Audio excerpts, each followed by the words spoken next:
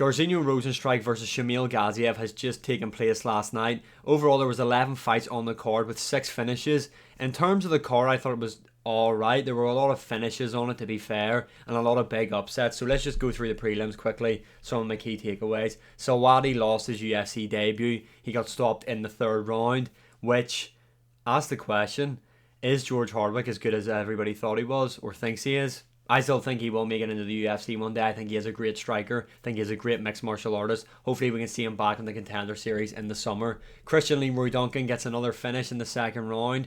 Great performance from him. Ribeiro did look scared of him at times, especially when he would shell up against the cage. What I liked about Leroy Duncan was when he would control his opponent's hands by putting his hands on their forearms, holding them, and picking elbows and picking what shots he wanted to throw. It was really impressive to see. Glad he got another finish.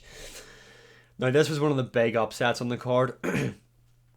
One of the Basharat brothers got beat by unanimous decision. As you can see here, I said he was a minus 900 favourite. I think before the fight started, he was minus 800.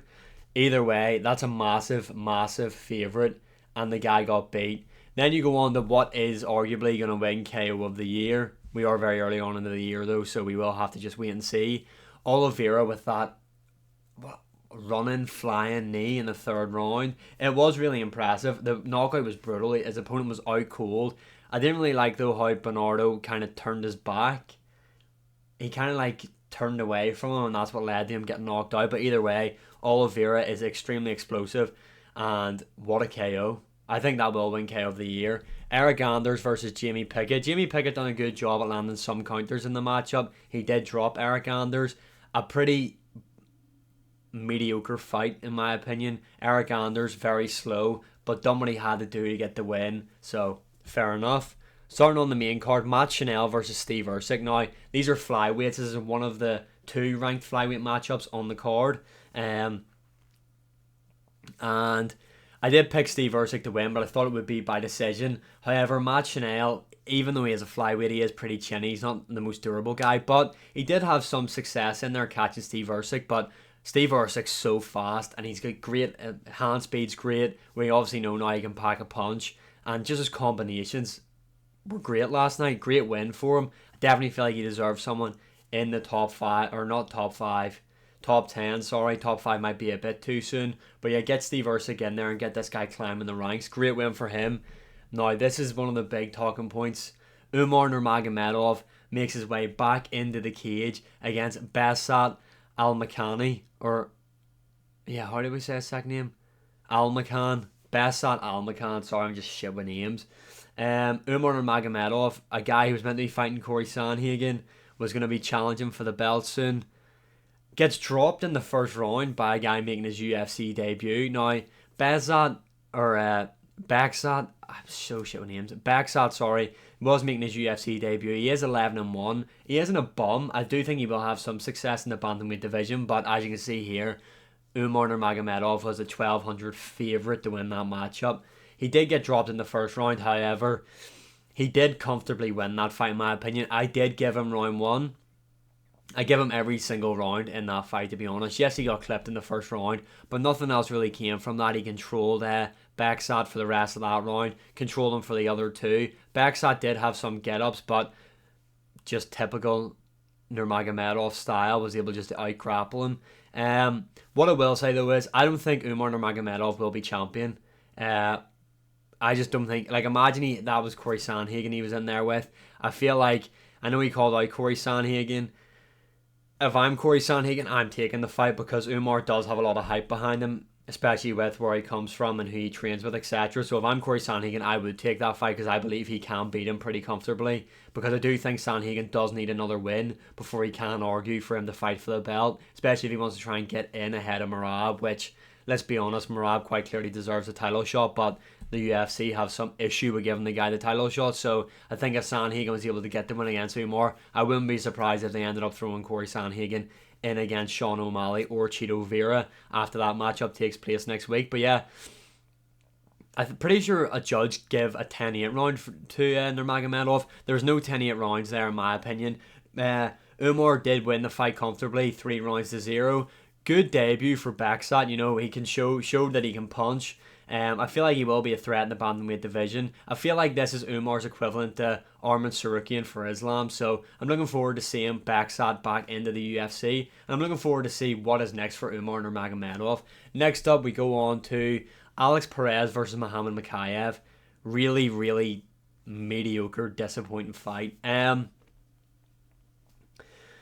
Muhammad Mokaev, I made a video last night on my TikTok saying that with the state of the flyweight division, if he was able to get a win here tonight, I would be happy enough for them to do him versus Pantoja at 301, because I think, like everyone, I'm just sick of seeing the same faces fight each other at flyweight. And Muhammad Mokaev I thought would have been a good addition. He's young, so I thought he could have made the quick turnaround, but that performance last night just wasn't it. Really, really wasn't it. No disrespect to Alex Perez, but you know, if you're looking to take that jump to Pantoja next, you should be beating him fairly comfortably. Now, this was a very close fight, in my opinion. I did score it for Mokaev. I give it 2-1, but it was very close. Muhammad Mokaev's striking really needs a lot of work done. And I even think his grappling last night looked very sloppy, just dropping to his knees, knowing that he can't be kneed in the face because both hands are on the ground. He's a grounded opponent. I think that rule is shit. Now this, I'm an Aljamain Sterling fan, but some of the stuff Muhammad Mokaev was doing kind of reminded me of Aljo, where he'd feel a takedown, but then just stay on the ground on his hands and knees, so you're very limited to what strikes you can hit him with. I think that's a shit rule, and it definitely needs to be changed.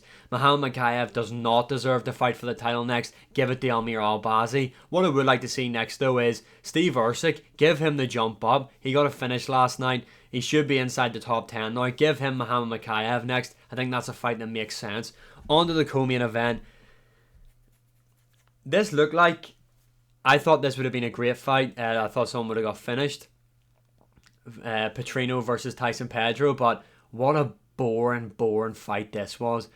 Both guys looked very scaredy engaged, not a lot of output. Petrino did land good jabs, but Tyson Pedro just looked like he didn't want to be in there, and he retired, so wish him and his family all the best in his retirement, but it wasn't a great performance by either guy. I don't think Petrino deserves a shot at Anthony Smith at anybody in the rankings, to be honest. I think he deserves another shot at a non-ranked opponent at UFC 301. He took no damage. He is Brazilian. Get him on that card.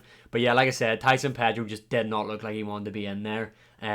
So yeah, a very, very mediocre, boring fight, to be honest. Now, on to the main event. Now, I did pick Jairzinho to win this, but what the fuck happened to Shamil Gaziev? Now, I was a part of this hype train for him, especially coming into the UFC in the Contender Series. I backed him to win his Contender Series matchup. He did. He got the finish there, and I thought, this is promising. He's going to make a run here in the UFC. But what the hell was that last night? Starts off round one. DC made it clear, it didn't look like level change, and shooting for takedowns is very natural to him. He just charged forward, ran head first into the cage. Jairzinho also, I thought he could have done a bit more. I mean, his jab did look good. He landed a good jab on Shamil Gaziev, busting him open, but that was really it. And when Rosenstrike did let his hands go in certain exchanges, he looked great, in my opinion, and I thought he could have maybe took Shamil Gaziev out of there. But yeah, after the first round, Gaziev was done. He did secure the takedown against Rosenstrike, and I thought that might have been the end of it, because Jairzinho kind of just let him in his half guard, wasn't really doing anything, wasn't really looking to get back up, so I thought, this is it, he's going to find the sub. Not the case. Gaziev did gas out, and Jairzinho is basically Jairzinho's jab against Gaziev, who was just plotty, walking forward, and eventually, I know he said he couldn't see, but in my opinion, and this is just my opinion, Gaziev was looking for a way out. That's why I think he said to his corner what he said, and that's why he essentially quit, in my opinion. I think Shamil Gaziev was looking for a way out, and the hype train has been officially derailed. However, I don't even know if he can make a comeback, because it's not as if he's young, like. But yeah, Shamil Gaziev, if he wants to be a world champion, has a lot of work to do. But overall, not a bad card. I thought, in my opinion, it was better than last week's fight night card, which was UFC Mexico. Really looking forward to UFC 299 this weekend. Could be card of the year. I still think 300 is better than it, but I am really looking forward to it. So a lot of content will be out this week surrounding that card. Let me know what you thought of UFC Fight Night Rosenstrike versus Gaziev in the comments below. And as always, like, share, subscribe, comment, all that good stuff. Social medias are linked at the top of the screen. And I will see you again in the next one.